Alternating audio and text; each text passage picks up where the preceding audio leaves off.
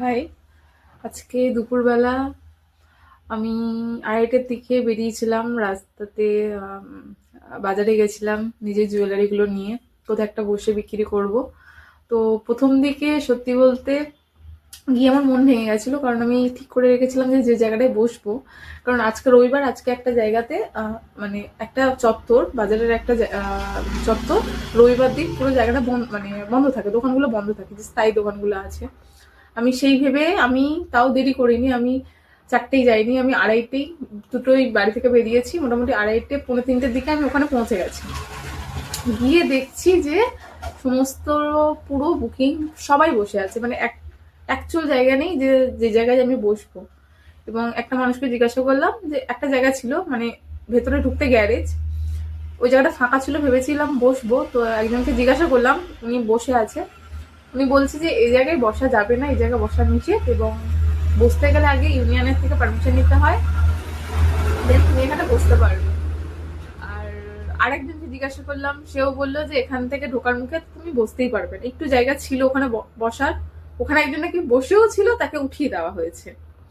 এই হচ্ছে গল্প। আমি মন ভেঙে যাই রীতিমতো, মানে টুকরো টুকরো হয়ে গেছে আমার মন।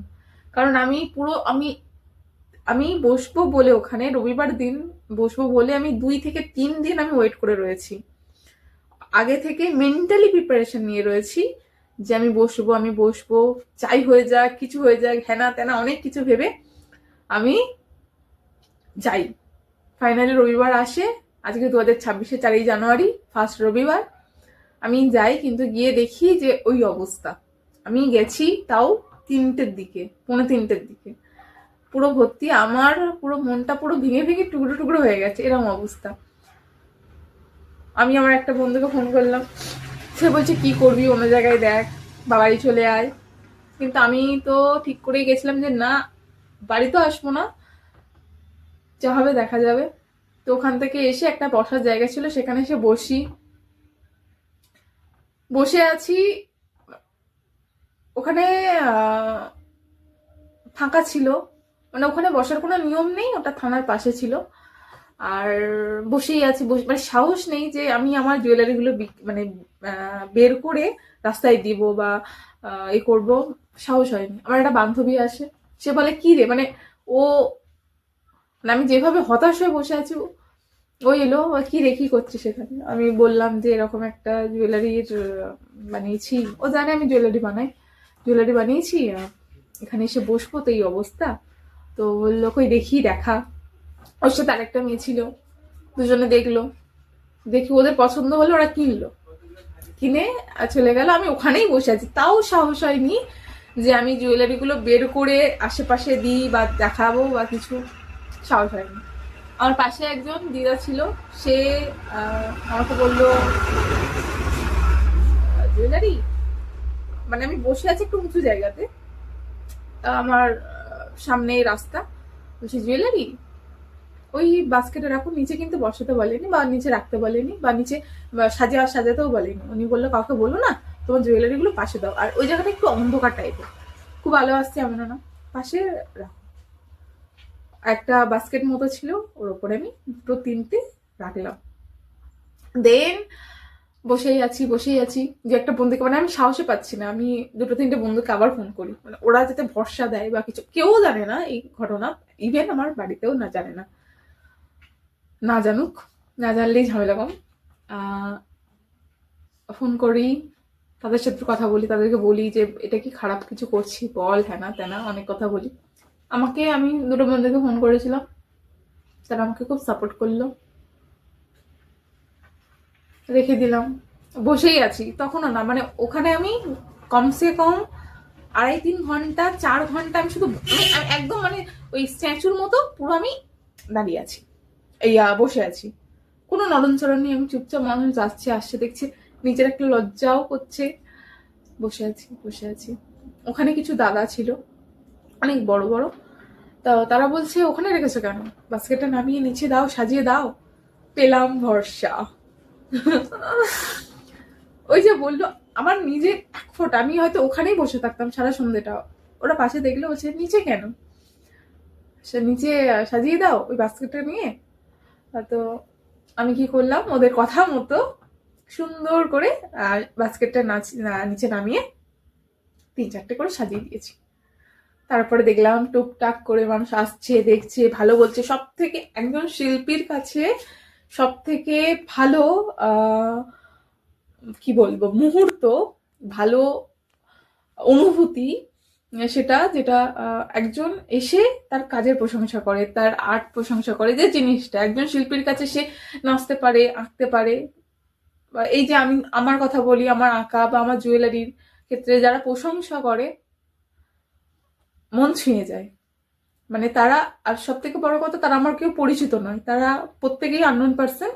তারা দেখছে এবং বলছে সত্যি তোমার, যখন বলছে যে সত্যি তোমার জুয়েলারি কালেকশন গুলো খুব সুন্দর, আগে অন্য কোথাও আমি কাজ মানে অন্য কোথাও আমি তো দেখি, ওনারা বলছে অন্য কোথাও তো দেখি, তোমার কাজগুলো, ভাবনাগুলো অনেক ইউনিক, অনেক ভালো, ঠিক আছে, অনেক ভালো ভালো কালেকশন, এবং তোমার হাতের কাজ অনেক ভালো। এই সব কাজ, এই কথাগুলো যখন শুনি না, দিন তো গার্ডেন গার্ডেন হয়ে যায়। সত্যি কথা খুব ভালো লেগেছে আমার। তবে একজনের কথা আমার খুব খারাপ লেগেছে, যেটা হলো উনি বলছিল পেটের জন্য। অ্যাকচুয়ালি আমি পেটের জন্য কিছু করছি না। আমি যদি কিছু নাও করি, আমার বাবা, আমার দিব্যি চলে যাবে। আমি যদি কিছু নাও করি, আমার দিব্যি চলে যাবে। বাট এটা আমি পেটের জন্য করছি না, পেটের দায়ে আমি এখানে এসে কিছু করছি না, আমি আমার জুয়েলারি বিক্রি করছি না। আমি করছি আমার পরিচিতির জন্য, আমার নিজস্ব আইডেন্টিটি তৈরি করার জন্য। আমি পেটের দায়ে করছি না। আমি যদি কিচ্ছু না করি, আমি কিছুই না করি, তারপরেও আমি আমার দুবেলা খুব ভালো করে খেয়ে দিয়ে চলে যাবে, আমার বাবার এতটুকু সামর্থ্য আছে। কিন্তু আমার নিজের কিছু করার ইচ্ছা, নিজের একটা বিজনেস দাঁড় করানোর ইচ্ছা, যে কারণে আমি এই পদক্ষেপগুলো নিয়েছি, এই উদ্যোগগুলো আমি নিয়েছি। এটা কোনো পেটের দায়ের জন্য নয়। আমার এটা খুব খারাপ লেগেছে এবং আমি তাকে কিছু বলতে পারিনি, উনি বলে দিয়ে চলেও গেল। যাই হোক, ওর জিনিসটা, এছাড়া বাদ বাকি যারা এসেছে, যারা দেখেছে, প্রত্যেকে আমার কাজের প্রশংসা করেছে, ভালো বলেছে, ইউনিক কালেকশন। আমার আমার এটা একজন শিল্পীর কাছে অনেক দামি, মানে টাকার থেকেও অনেক দামি, অনেকটা দামি। আমি ভীষণ খুশি তারা এগুলো বলেছে, এবং প্রত্যেকে আননোন পার্সন, আমার কেউ পরিচিত না, আমার মন রাখার জন্য কেউ কিছু বলেনি। তারা প্রত্যেকে এসেছে, কাজ দেখেছে, কিনেছে, কেউ কেউ অনেকে ভালো বলেছে, অনেক সাবাসী দিয়েছে।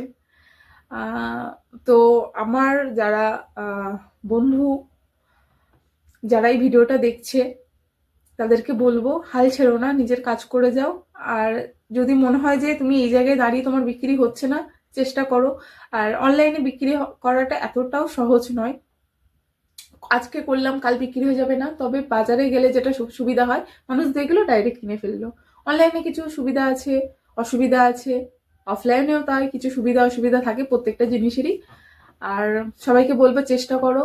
আজকে দিনটা তো কেটেছে, তবে প্রথম দিকে হাল ছেড়ে দেওয়ার মতো, হাল ছেড়ে দেওয়ার ঠিক না, মন খারাপ মানুষের যেটা হয় আর কি, একেই তো সাহসিকতা, সাহস কুলিয়ে পাচ্ছি না, তার উপরে গিয়ে দেখলাম ওই অবস্থা, সমস্তটাই শেয়ার করলাম। তো শেষে ভালো কেটেছে। আর বলে না, যা শেষ ভালো তার সব ভালো, তো আমার দিন শেষে ভালো কেটেছে, বিক্রিও হয়েছে, আমি খুব খুশি। এবং প্রত্যেকটা মানুষ যারা আমার কাছে এসেছে, আমার জুয়েলারিগুলো দেখেছে, কিনেছে, সাপোর্ট করেছে, তাদেরকে অনেক ধন্যবাদ। আর যারা এখন এই স্টেজে আছো, সবে সবে শুরু করছো, তারাও শুরু করো, আর চেষ্টা করে যাও, হাল ছেড়ো না। আমিও হাল ছাড়বো না। আর নতুন নতুন অনেক জুয়েলারি বানাবো, সেগুলো তোমাদের সাথে শেয়ার করবো। বাই।